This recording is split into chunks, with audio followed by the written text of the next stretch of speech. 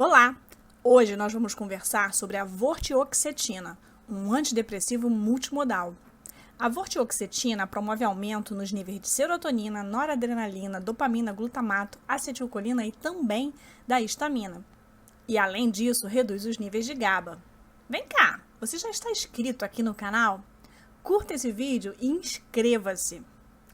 Bom, voltando ao tema de hoje, a vortioxetina é usada no transtorno depressivo maior, mas ele também pode ser utilizado em transtornos de ansiedade generalizada, nos sintomas cognitivos relacionados à depressão e também na depressão geriátrica. Ele vai atuar sobre os sintomas de humor deprimido, nos sintomas cognitivos e também naqueles sintomas de ansiedade. Normalmente, em 2 a 4 semanas já se dá o início de sua ação.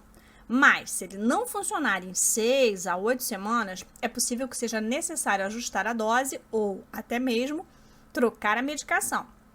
Para saber se ele funcionou, é necessário observar: houve remissão completa dos sintomas que estavam incomodando?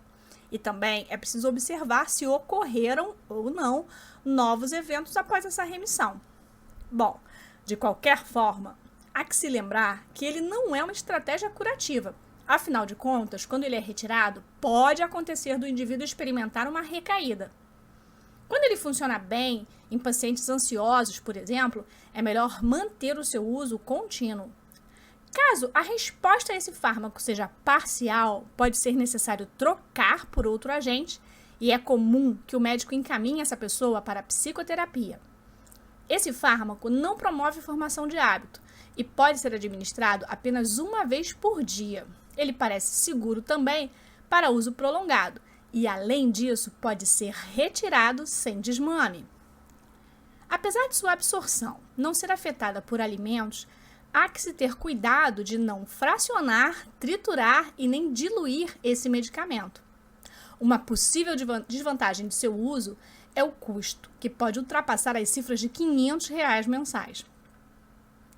Entre os seus efeitos colaterais mais comuns, podemos destacar cefaleia, boca seca, náuseas e até mesmo tonturas. A segurança desse fármaco não está estabelecida para uso em crianças e adolescentes, tampouco para grávidas e na amamentação, de modo que cada um desses casos deve ser analisado criteriosamente pelo médico. No entanto, ele é considerado relativamente seguro para os idosos, talvez com algum ajuste de dose. E aí, curtiu? Deixe seu like, inscreva-se aqui no canal e ative o sininho. Um forte abraço e até o nosso próximo vídeo. Tchau, tchau!